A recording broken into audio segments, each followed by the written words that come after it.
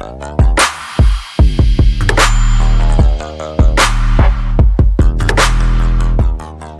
kembali lagi bersama saya di sini Pasal Buta-Buta.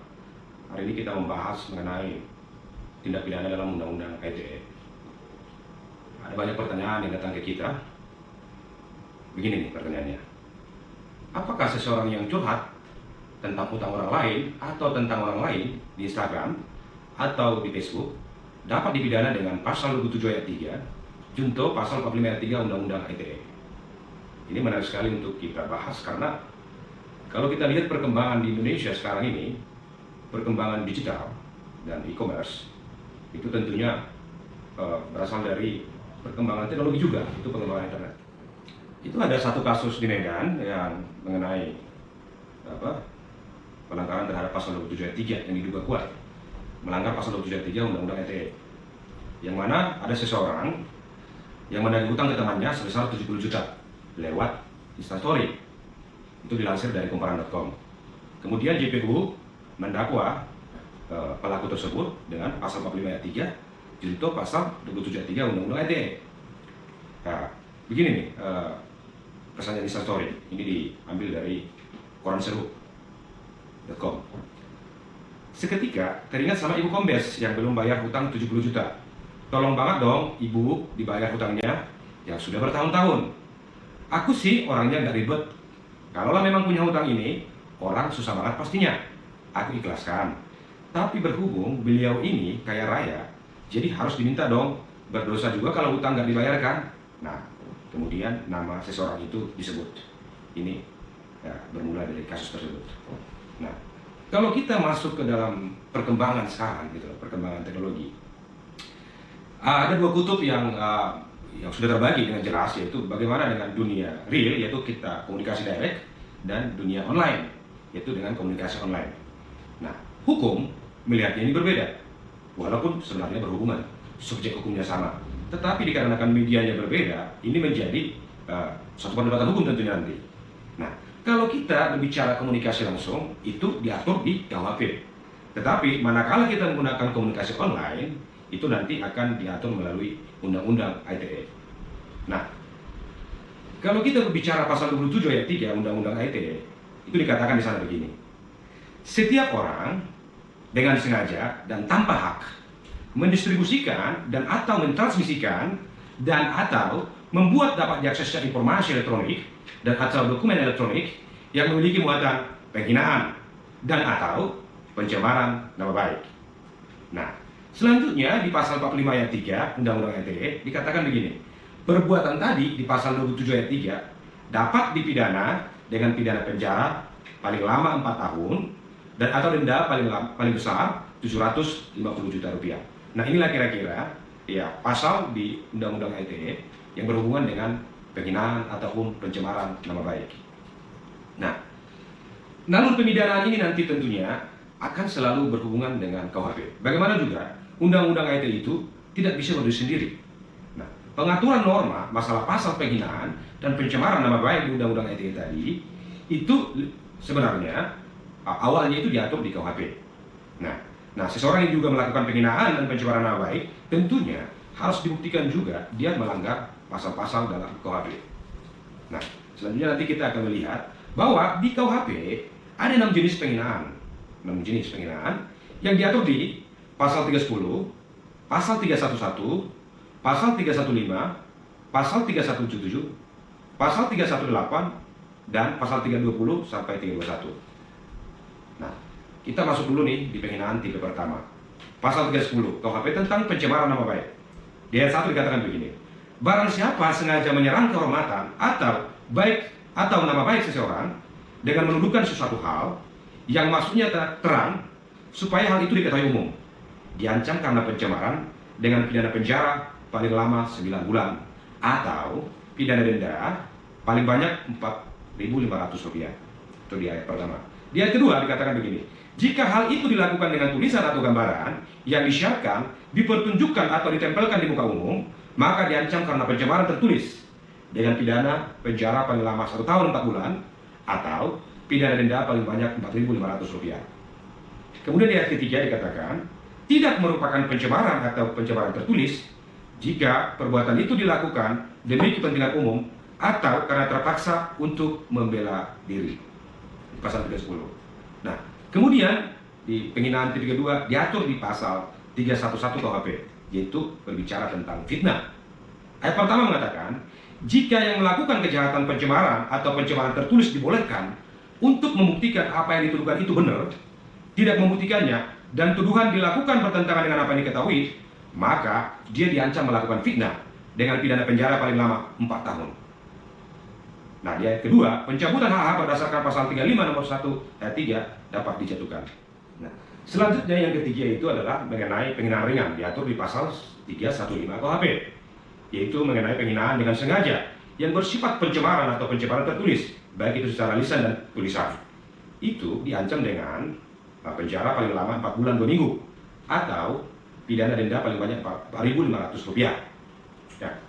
Yang keempat yaitu diatur di pasal 317 KUHP tentang pengaduan fitnah. Nah, ini diancam karena melakukan pengaduan fitnah dengan pidana penjara paling lama 4 tahun. Nah, yang terakhir itu adalah di penghinaan atau penistaan terhadap orang mati, diatur di pasal 320 KUHP dan pasal 321 KUHP. Nah, kalau kita berbicara mengenai pembuktian tentunya di masalah di Undang-Undang ITE, nah itu sebenarnya diatur di pasal 184 ayat 1 dalam KUHP yang menyatakan bahwa alat bukti yang sah itu ada 5. Yang pertama, keterangan saksi, keterangan ahli, surat, petunjuk, dan keterangan terdakwa. Nah, selanjutnya, bagaimana kalau alat bukti ini dinilai di pasal 27 ayat 3? Tentunya kita juga harus masuk dulu kepada norma yang diatur di pasal 27 ayat 3. Yang mana di pasal 27 ayat 3 itu, unsur subjektif itu mengatakan adalah yang pertama, unsur kesalahan, yaitu dengan sengaja. Kemudian unsur objektifnya, melawan hukum, yaitu tanpa hak.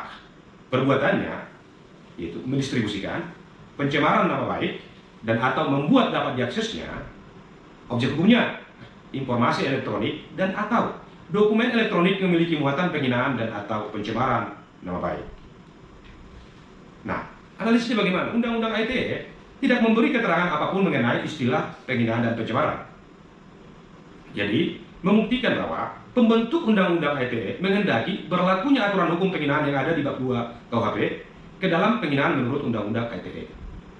Pembentuk Undang-Undang ITE ini menghendaki penghinaan menurut Undang-Undang ITE merupakan lex spesialis dari pasal-pasal penghinaan di dalam KUHP tadi. Oleh karena itu, untuk menerapkan pasal 27 ayat 3 Undang-Undang ITE tidak mungkin tanpa menerapkan sekaligus dalam arti menyesuaikan salah satu jenis penghinaan dalam pasal KUHP AKUP dan secara konkreto menggunakan ancaman pidana dalam pasal 45 ayat 3 Undang-Undang ITE, yaitu paling lama 4 tahun dan denda maksimal Rp750 juta. Nah, demikian juga di penerapan di pasal 311 KUHP. Tidak mungkin ini bisa dibuktikan ataupun dilepaskan dari pasal 310.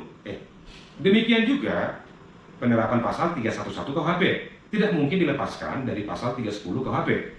Karena tindak pidana yang disebutkan di pasal 311 merupakan tindak pidana yang diuraikan di pasal 310, yaitu menista di ayat 1 dan menista dengan tulisan di ayat 2. Kaitan antara kedua pasal ini sangat penting karena untuk membuktikan pasal 311, maka unsur-unsur yang di dalam ataupun dimuat di pasal 310 harus dipenuhi pula, yaitu unsurnya apa aja? Yang pertama, merusak kehormatan atau nama baik seseorang. Yang kedua, dengan jalan menuduh dan melakukan sesuatu perbuatan. Yang ketiga, dengan maksud nyata atau tersiarnya tuduhan itu. Dalam kasus tadi yang kita bicarakan, maka penilaian terhadap unsur-unsur ini, jaksa harus membuktikan bahwa terjadi pelanggaran terhadap pasal ini. Hakim juga harus menggali dan menilai keterangan terdakwa, apalagi terdakwa dalam hal ini sebagai kreditur. Menggunakan cara ini adalah untuk mendapatkan haknya.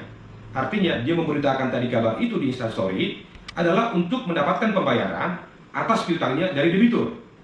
Yaitu dia mungkin sudah kehilangan cara atau kehilangan akal untuk menagihnya dari debitur. Nah, sebenarnya penilaian terhadap maksud dan perbuatan hukum si terdakwa tadi ini harus dinilai juga dari hubungan hukum sebelumnya. Nah, pertanyaan berikutnya ini mengenai kasus ini. Apakah perbuatan terdakwa itu adalah perbuatan yang memiliki hak? Artinya, si terdakwa memiliki hak untuk mengirimkan atau mendistribusikan dan atau mentransmisikan kesan yang patut diduga memiliki muatan penghinaan dan atau pencemaran nama baik. Maka, pertama-tama kita harus dulu masuk ke dalam keadaan atau definisi hukum daripada hak. Nah, hak itu timbul dari apa? Hak itu yang kita tahu jenisnya ada 3. Yang pertama yaitu hak yang diberikan oleh Tuhan, ya, sebagai kita manusia. Yang kedua, hak yang diberikan oleh hukum. Dan yang ketiga, hak yang diberikan oleh undang-undang. Nah, undang-undang dalam artian di sini adalah hubungan hukum dikatakan di hubungan perdata, yaitu kita merujuk kepada pasal 1313 KUH Perdata. Nah, di sini hubungan hukum yang harus dinilai adalah bahwa perbuatan terdakwa terhadap si pelapor adalah diawali dari hubungan hukum antara kreditur dan debitur. Artinya terdakwa di awal memiliki tagihan, memiliki piutang kepada debitur. Nah, hak ini tentunya apakah bisa kita nilai adalah sebagai hak dia untuk menyebarkan informasi mengenai piutangnya kepada seseorang atau hutang seseorang kepadanya di dalam instastory. Nah, itu nanti akan kita lihat pembahasan lebih lanjut. Nah, kalau kita lihat masuk ke dalam kasus ini, bahwa si kreditur melakukan penagihan ataupun somasi itu dilindungi haknya di pasal 1238 KUH Perdata, yaitu dikatakan di sana jika si berutang adalah lalai apabila ia dengan surat perintah atau dengan sebuah akta sejenis ia telah dinyatakan lalai, atau demi perikatannya sendiri ialah jika ia menetapkan bahwa si berutang harus dianggap lalai dengan lewatnya waktu yang ditentukan atau waktu yang diperjanjikan. Nah, lebih lanjut di pasal 1243 KUH Perdata bahwa tuntutan atas suatu prestasi, suatu perjanjian hanya dapat dilakukan apabila si berutang telah diberi peringatan yang layak untuk itu bahwa ia telah melalaikan kewajibannya. Namun kemudian ia tetap melalaikan kewajibannya. Nah, peringatan itu yang sering kita sebut dengan somasi ataupun legal notice, kemudian kita kenal sebagai tuntutan terhadap seseorang untuk melaksanakan prestasinya atau kewajibannya. Nah, kemudian konkretisasi hukum somasi ini dikonkretkan dalam surat peringatan ataupun somasi, baik secara langsung ataupun secara online.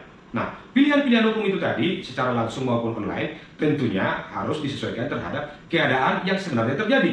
Misalnya, si terdakwa sudah melakukan upaya hukum untuk menagih baik secara langsung, mendatangi rumahnya, mendatangi pekerjaannya, ataupun mengirimkan SMS ataupun WhatsApp. Tetapi si debitur tadi yang punya hutang tidak meresponnya. Nah, si terdakwa kemungkinan besar dia sudah kehilangan akal. Akhirnya dia menuliskannya di instastory supaya mungkin kemungkinan dalam pemikiran dia supaya yang berhutang itu segera membayar hutangnya. Tetapi disinilah persoalan hukumnya. Inilah bahaya mengancam bahwa Undang-Undang ITE secara jelas sudah mengatur masalah delik ini. Bahwa seseorang yang mengabarkan atau memberikan informasi ataupun mendistribusikan informasi kaitan dengan kehormatan ataupun pencemaran nama baik sudah diatur tadi di pasal 27 ayat 3 Undang-Undang ITE junto pasal 45 ayat 3. Nah, kalau kita lihat tadi kepada hubungan hukum tadi masalah hutang piutang, tentu lex specialisnya itu berada di dalam ranah perdata, yaitu bukan di ranah ITE. Oleh karena itu, kreditur sebenarnya memiliki hak untuk menagih hutangnya, baik itu melalui upaya secara direct maupun indirect, yaitu melalui media online. Nah, analisis yang kedua, mengapa unsur melawan hukum dicantumkan dalam rumusan pidana? Ini dikarenakan sifat melawan hukum adalah unsur mutlak dalam tindak pidana.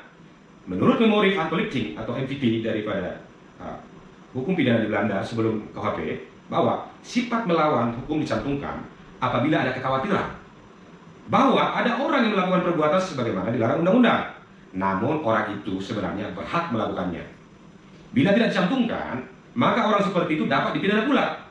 Nah, pembentuk undang-undang tidak menghendaki untuk mempidana orang yang berhak melakukan perbuatan seperti yang dilarang undang-undang tersebut. Oleh karena itu, perlu juga penilaian terhadap pasal yang tidak menghendaki orang seperti terdakwa untuk dipidana. Yang ketiga, mengenai hak kaitan dengan objek yaitu dokumen elektronik yang memiliki pencemaran nama baik. Untuk itu, dapat merujuk kepada pasal 310 ayat 3 KUHP bahwa tidak termasuk menista atau menista dalam bentuk tulisan jika ternyata si pembuat tadi melakukan hal itu untuk kepentingan umum atau lantaran terpaksa perlu untuk mempertahankan dirinya. Artinya menurut ayat 3 ini, perbuatan-perbuatan seperti diatur di dalam ayat 1 dan ayat 2 tidak masuk menista atau menista dengan tulisan, atau dalam artian di sini tidak dapat dituntut untuk ini apabila tuduhan itu dilakukan untuk mempertahankan kepentingan umum dan mempertahankan kepentingan dirinya. Nah, Patut tidaknya pembelaan kepentingan umum dan pembelaan diri yang diajukan oleh tersangka terletak kepada timbangan hakim. Dalam hal ini, hakim barulah akan mengadakan pemeriksaan apakah betul penghinaan itu telah dilakukan oleh terdakwa karena terdorong membela kepentingannya atau dalam pemenuhan hak tersebut, dalam pemenuhan pembayaran piutangnya dari si pelapor. Nah, itu tentunya sudah diatur di pasal 312 KUHP. Untuk itu, si terdakwa harus memintakan untuk diperiksakan atau diteliti oleh hakim bahwa perbuatannya itu adalah perbuatan dalam rangka mempertahankan haknya, yaitu hak terhadap piutangnya. Nah, dalam rangka mewujudkan alasan membela diri, tentunya ada juga syarat-syarat di situ, yaitu di pasal 312 KUHP, yang mana diperlukan syarat. Yang pertama, harus terlebih dahulu ada perbuatan berupa serangan orang lain yang bersifat melawan hukum. Yang kedua, serangan itu amat merugikan kepentingan hukumnya. Oleh karena itu, yang bersangkutan terpaksa harus membela diri. Perwujudannya ini menuduhkan perbuatan tertentu yang menghinakan orang lain. Yang ketiga, perbuatan itu dilakukan untuk mempertahankan dan atau memulihkan haknya dan kepentingan hukumnya yang sudah dilanggar oleh perbuatan orang lain. Apa yang dituduhkan isinya harus benar. Artinya, si pembuat tadi harus dapat membuktikan syarat-syarat tersebut. Nah, pertanyaan refleksi. Ini pertanyaan selanjutnya ini. Apakah seseorang itu sebenarnya punya nama baik? Ini pembuktian nama baik ini juga sebenarnya harus dibuktikan di dalam suatu perkara ITE. Misalnya, seseorang yang utangnya saja tidak dibayar, ditelepon atau dihubungin, tidak mau mengangkat, tidak ada itikat baik untuk membayar hutangnya, atau selalu menghindar jika dijumpai atau ditemui. Nah, ini perlu dijadikan juga oleh hakim pertimbangannya saat kapankah seseorang itu sebenarnya memiliki nama baik. Ini untuk memberikan kebijaksanaan hukum kepada si pelaku dan korban. Nah, kesimpulannya apa di sini? Kalau kita lihat dari pembahasan tadi, bahwa si terdakwa sebenarnya ada dua tipe pemidanaan yang layak diberikan kepada dia. Yang pertama, dia layak dipidana atau dia tidak layak dipidana. Yang pertama nih, dia tidak layak dipidana jika si pelapor memiliki hak untuk melakukan itu dengan syarat. Kesimpulannya dari pembahasan kita tadi, apakah si terdakwa sebenarnya bisa dipidana atau tidak bisa dipidana? Dari pembahasan tadi, yang pertama, seharusnya si terdakwa tidak bisa dipidana apabila yang pertama, si terdakwa tadi itu melakukan itu adalah untuk mempertahankan kepentingan hukumnya atau mempertahankan haknya dalam rangka apa tadi? Pemenuhan terhadap piutangnya kepada orang lain. Yang kedua, perbuatan itu sebenarnya dilakukannya adalah karena terpaksa, yaitu dalam rangka mempertahankan haknya. Hak apa? Ya, hak terhadap perjanjian, yaitu bahwa si pelapor seharusnya harus memenuhi kewajibannya terhadap si terdakwa, yaitu dalam hal hutang piutang.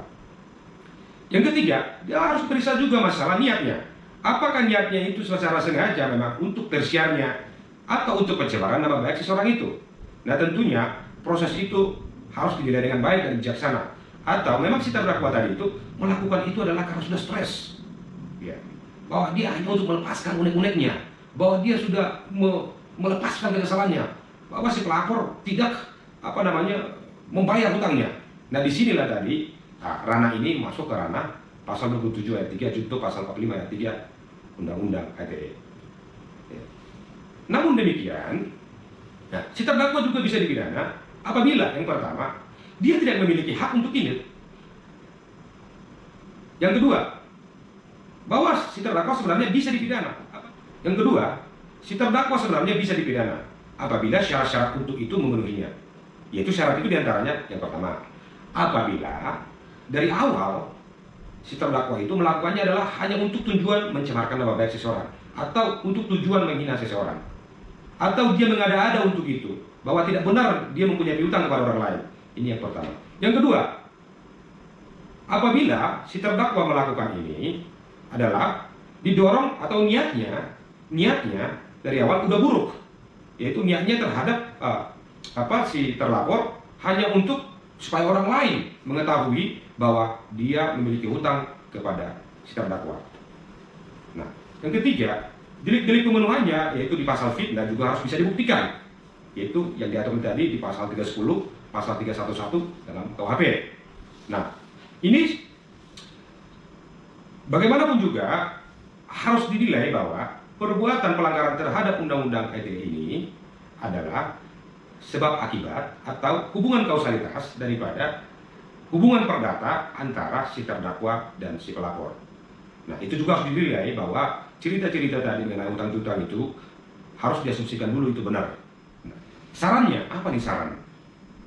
Sarannya kepada rekan-rekan semua, yang pertama, seharusnya ketika ada permasalahan utang piutang atau nama baik seseorang, sebaiknya jangan mendistribusikannya, jangan membaginya, jangan melakukan share terhadap utang piutang ataupun terhadap nama baik seseorang melalui sosial media, baik itu melalui Instagram ataupun melalui Facebook. Sebaiknya melakukannya melalui langsung, secara langsung, menemuinya melalui surat somasi atau melalui pesan, message, SMS atau WhatsApp. Jadi langsung direct terhadap pribadi seseorang yang punya utang tersebut, supaya orang lain tidak bisa mengkonsumsi informasi tersebut. Yang kedua, jika ada masalah utang piutang, sebaiknya gunakanlah upaya hukum. Misalnya, dengan meminta bantuan kepada pengacara atau ahli hukum di kota Anda, atau melalui lembaga bantuan hukum atau LBH, atau melalui pos bakum yang ada di pengadilan di seluruh Indonesia.